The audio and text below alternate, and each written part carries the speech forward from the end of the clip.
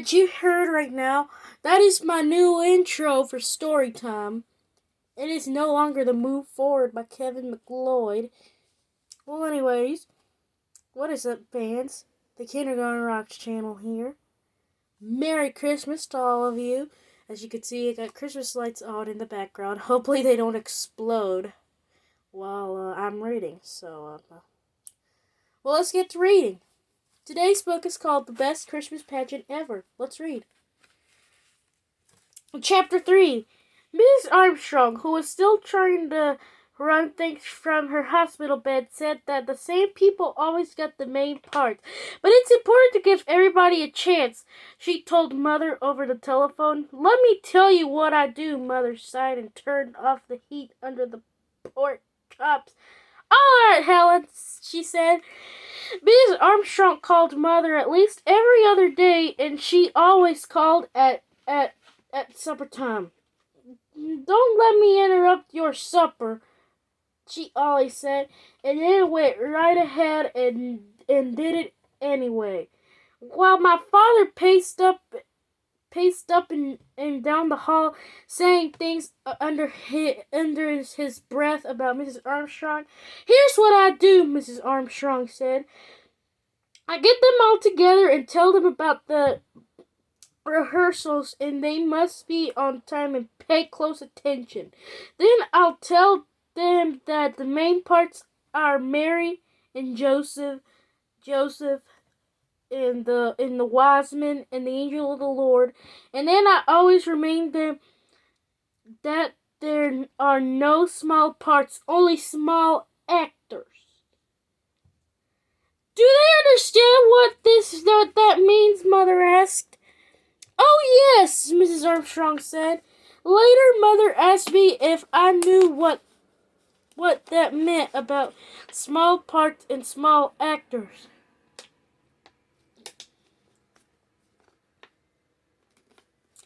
Do they understand what... I don't really know, none of us did. It was just something Mrs. Armstrong always said. I guess it means that the short kids have to be in the front row of the angel choir, or else nobody can see them. I thought so, Mother said.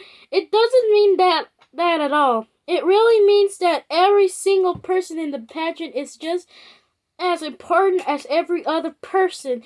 Then the littlest baby angel is just as important as Mary. Go and tell that to Alice Wetlincoln, I said, and Mother told me not to be so fresh. She didn't get very mad through because she knew I was right.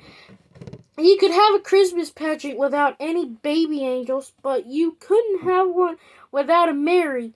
Mrs. Armstrong knew it too. I always start with Mary, she told Mother over the telephone.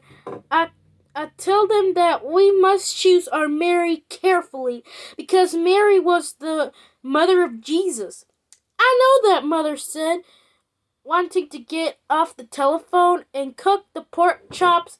Yes, I tell them that our Mary should be a cheerful, happy little girl who is unselfish and kind to others. Then I tell them about Joseph, that he was God's choice to be Jesus' father, and our Joseph ought to be a little boy. She went on and on. She went on and got as far as the second wise man when Mother said, Helen, I'll have to go now. There's somebody at the door. Actually, there was somebody at the door. It was my father standing out on the porch in his coat and hat, leaning on the doorbell. When Mother let him in, he took off his hat and bowed to her. Lady, can you give me some supper? I haven't had a square meal in 3 days. Oh, for goodness sake, Mother said. Come on in. What will the neighbors think to see you standing out there they're ringing your own doorbell. And why didn't you ring the doorbell 10 minutes ago? Mrs. Armstrong called Mother two more times that week to tell that people could hem up customers but couldn't cut them, and to tell her not to let the angel choir wear lipsticks. And by Sunday, Mother was already sick of the whole thing. After church was all filled into the back 7 pews, along with 2 or 3 Sunday school teachers who were supposed to keep everybody quiet. It was a terrible time to try to keep everybody quiet.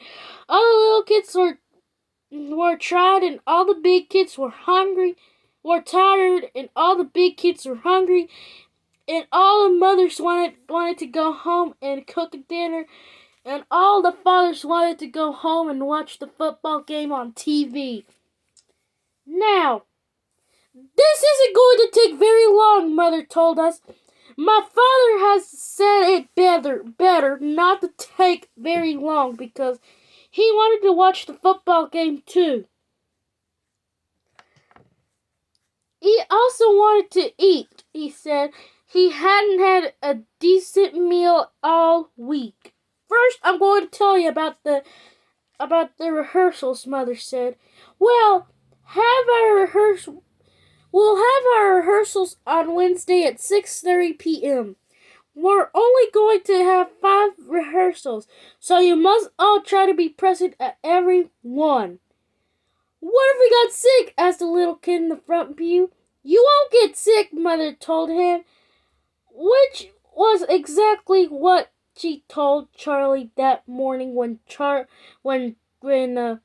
Charlie said he didn't want to be a shepherd and would be sick to his stomach if she made him be one. Now you little children in the cardinal room in the primary class, we'll be our angels, Mother said. You'll like that, won't you? They all said yes. They all said yes. What else could they say? The older boys and girls would be shepherds and guests at the inn and members of the choir. Mother was really zipping along, and I thought how mad Mrs. Armstrong would be about all the things she was leaving out.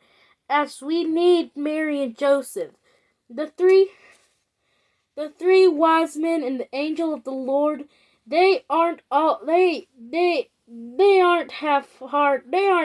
parts, but they're very important parts. So those people must absolutely come to every rehearsal. What if they got sick?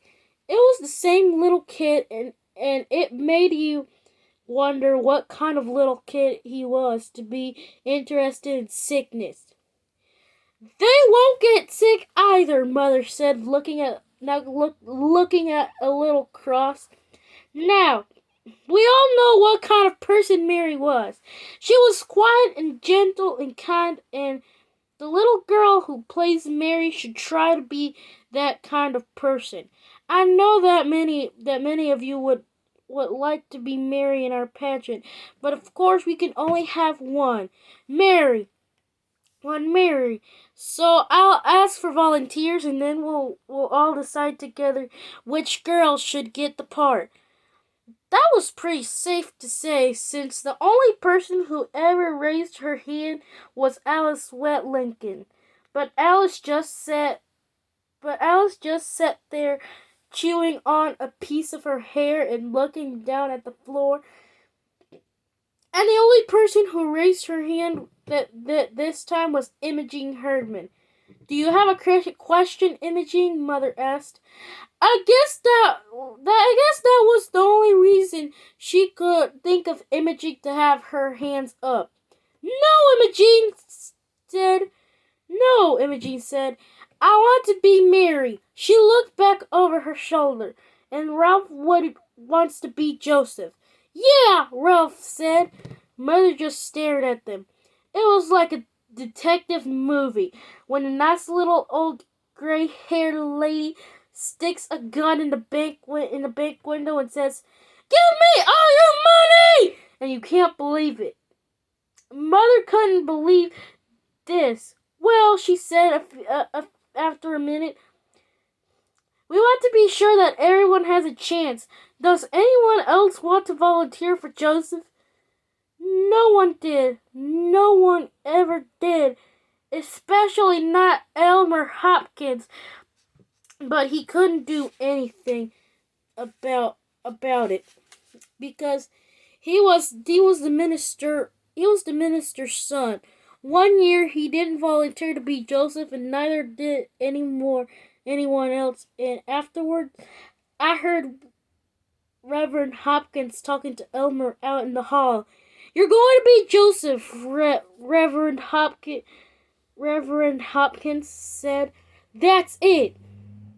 "I don't want to be Joseph," Elmer told him.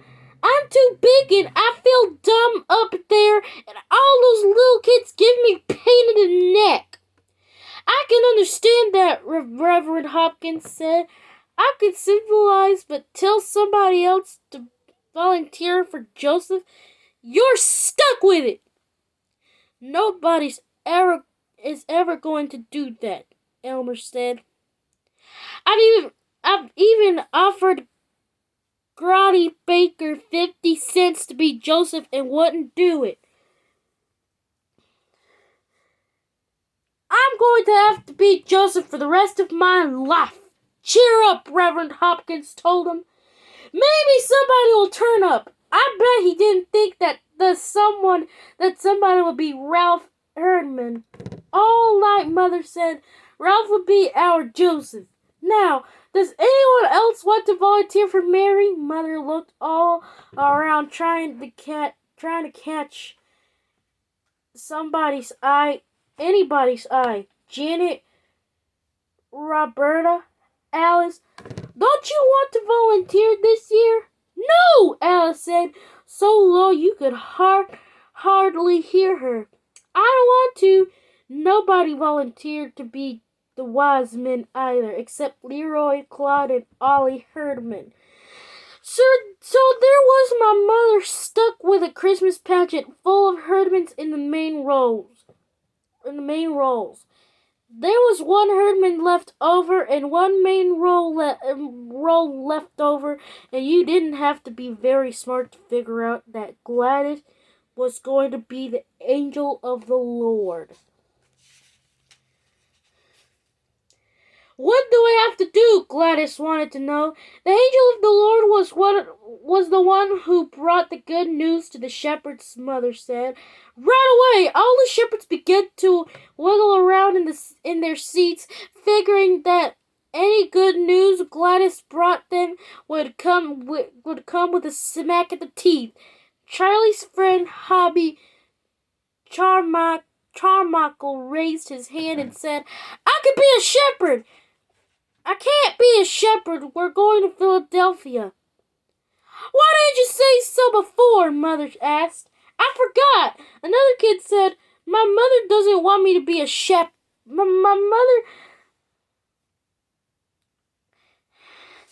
mother doesn't want me to be a shepherd." "Why not?" Mother said. "I don't know. She just says don't be a shepherd."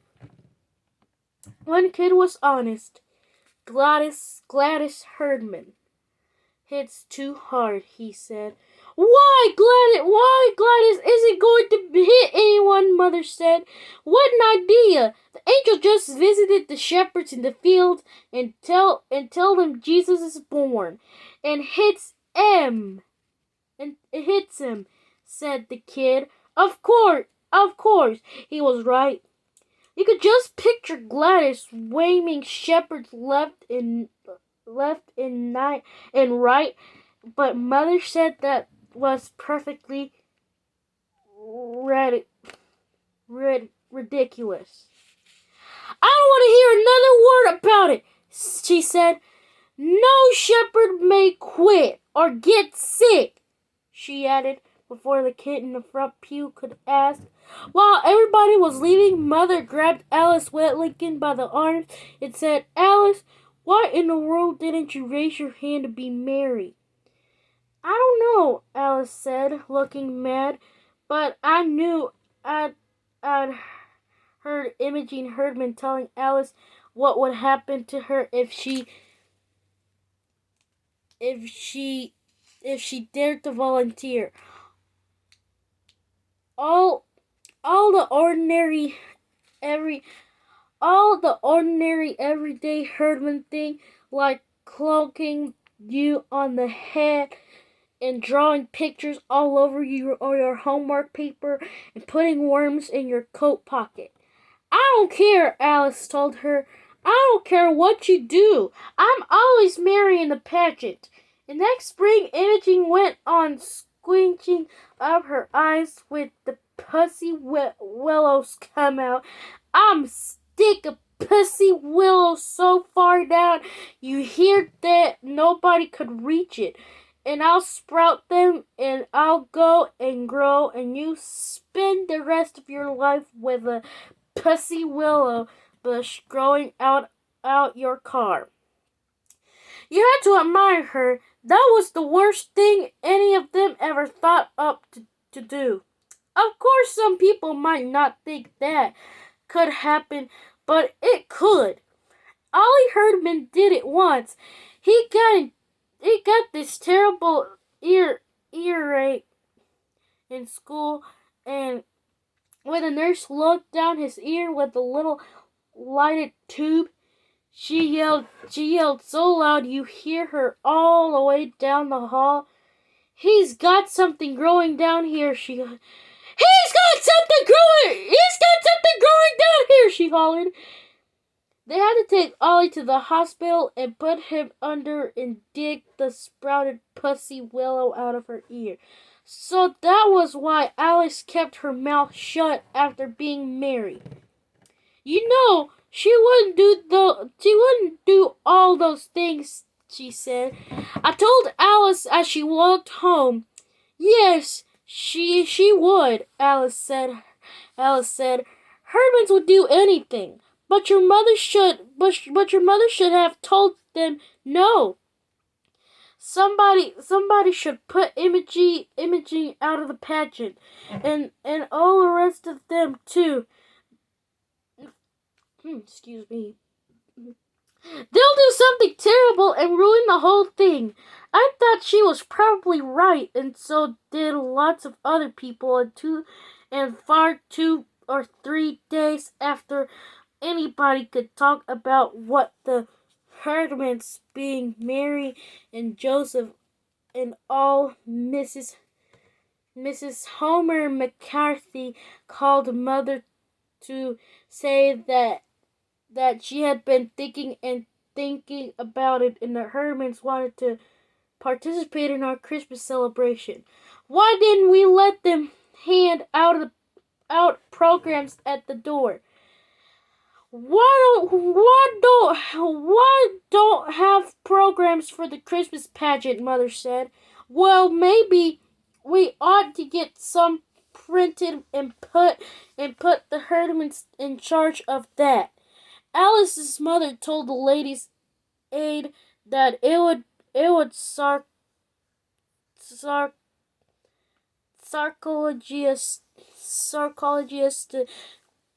to let Imogene Herdman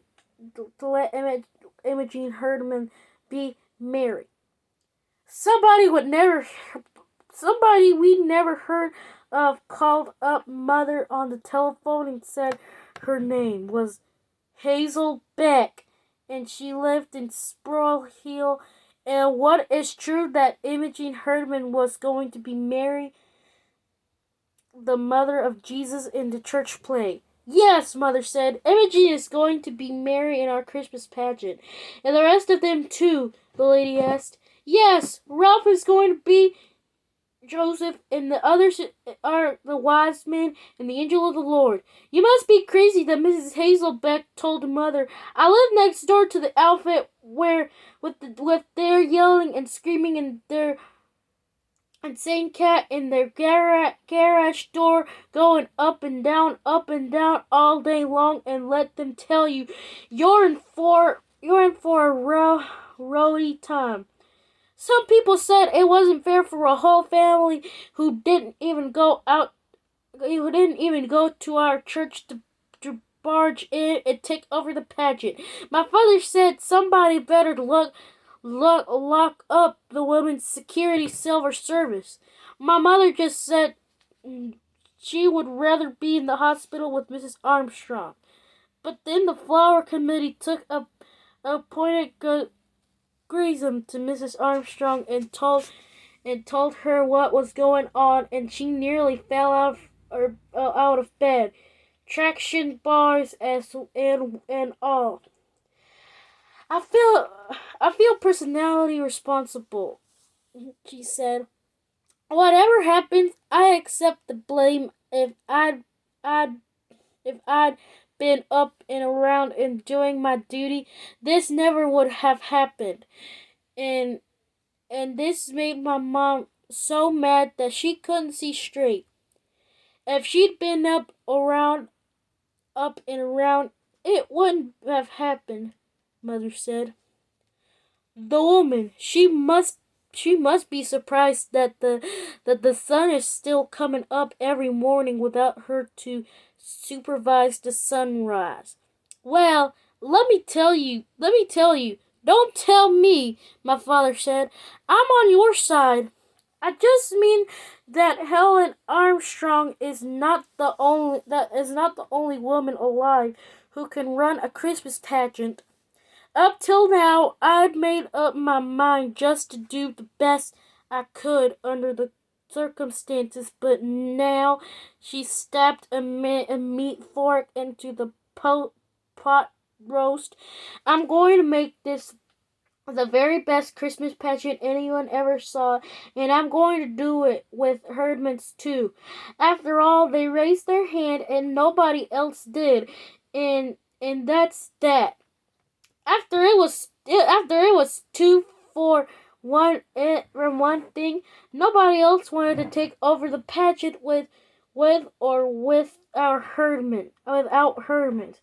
And for another thing, Reverend Hopkins got fed up with all the complaints and told everybody where to get off. Of course, he didn't say, "Go jump in the lake, Mrs. Wetlaken," or anything like that.